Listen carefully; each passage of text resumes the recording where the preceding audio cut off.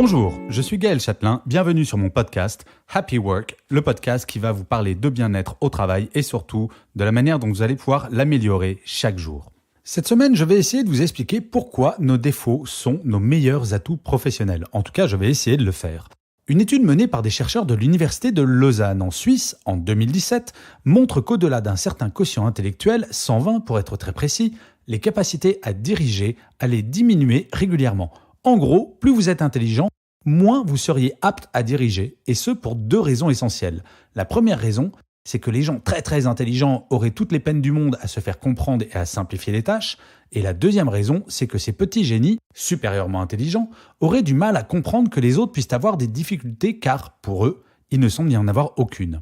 Si c'est pas une bonne nouvelle ça, on n'a pas besoin d'être un génie pour diriger.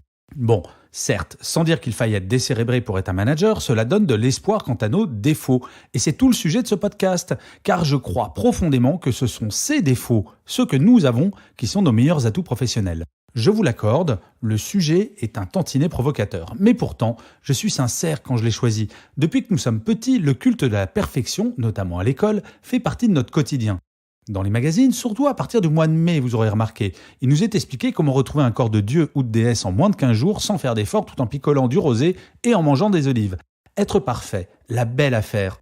Notre spécificité se trouve essentiellement dans ce que nous considérons comme étant nos défauts. Pourquoi ?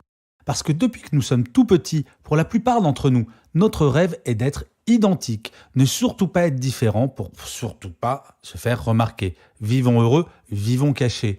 Que ce soit physiquement, dans nos comportements ou avec nos vêtements, nous développons depuis notre plus jeune âge une capacité à nous fondre dans la masse assez étonnante. Or, je ne sais pas vous, mais si je me reconnais quelques qualités naturelles, mais ce sont mes défauts bien plus nombreux qui m'ont donné l'énergie d'aller de l'avant et surtout de me différencier de mes congénères. Un exemple ?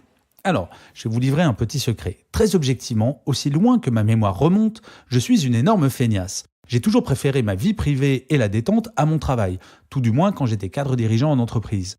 Et quand votre vie professionnelle exige de plus en plus d'implications, ce n'est pas toujours simple à gérer.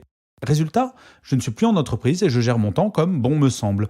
Que ce soit pour les conférences ou l'écriture, si je veux ne rien faire pendant toute une journée, je ne fais rien, je ferai le double le lendemain. Mais bon, pour résumer, voilà 3 points qui devraient vous convaincre que vos défauts sont une véritable qualité. Le premier point, c'est que nos défauts nous obligent à adapter nos vies et comportements pour en réduire leur impact.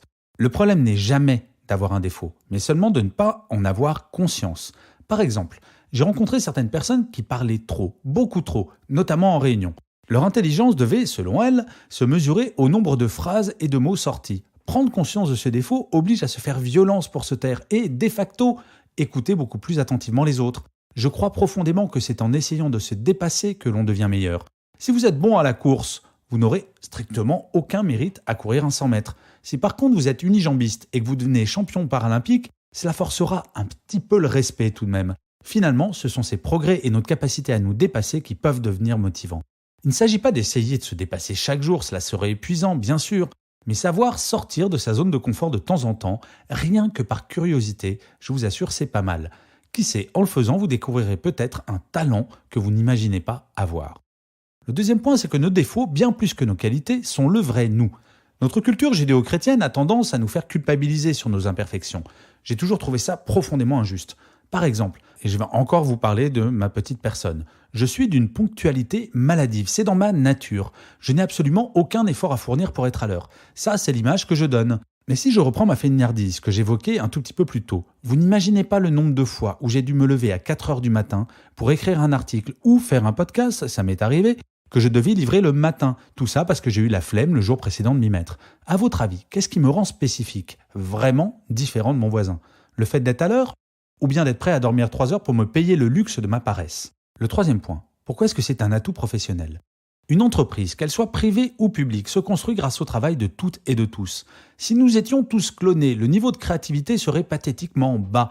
Or, vous aurez remarqué que quand une entreprise recrute pour un poste donné, les qualités demandées sont extrêmement stéréotypées. Ce n'est pas une critique, c'est un fait. Pour faire tel ou tel travail, il faut cocher un certain nombre de cases. Ce qui va faire que nous serons différents, c'est bien le fait que sur telle case, nous ne serons pas parfaits, ou bien légèrement différents de ce qui était attendu. Si certains d'entre vous veulent avoir des promotions ou évoluer en termes de responsabilité, C'est en cultivant votre différence que vous y arriverez, pas en cultivant ce qui fait que vous êtes identique à votre voisin de bureau. Cultiver sa propre différence est quelque chose d'absolument fondamental. Avoir de l'énergie quand on ne s'aime pas soi-même me semble être une chose bien compliquée. Assumer ses défauts, c'est presque, si ce n'est les aimer, tout du moins les assumer pleinement. Et c'est ainsi que vous verrez votre énergie décuplée. En conclusion, nous sommes un tout, avec des qualités et des défauts. Cependant, nous avons une méchante tendance à minimiser nos qualités. Et oui, on nous a appris que se vanter, c'était un vilain défaut, et à maximiser nos défauts.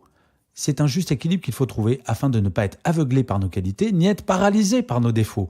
C'est en nous appuyant sur nos défauts que nous développerons de nouvelles qualités. Si nous ne faisons pas cela, finalement, nous resterons toute notre vie exactement la même personne. Alors je ne sais pas pour vous, mais à 48 ans, je trouve la personne que je suis devenue autrement plus riche et équilibrée que celle que j'étais il y a 20 ans. Je ne parle pas de bonheur ici, juste de se sentir bien dans ses baskets. Plus nous assumons la personne que nous sommes, plus nous découvrirons de nouvelles facettes à exploiter. Et ça, croyez-moi, c'est un bonheur. Je vous remercie 1000 fois d'avoir écouté cet épisode de Happy Work. Je vous souhaite une excellente journée. N'hésitez pas à partager ou à commenter ce podcast sur iTunes ou ailleurs. Je vous dis à la semaine prochaine et d'ici là, prenez soin de vous.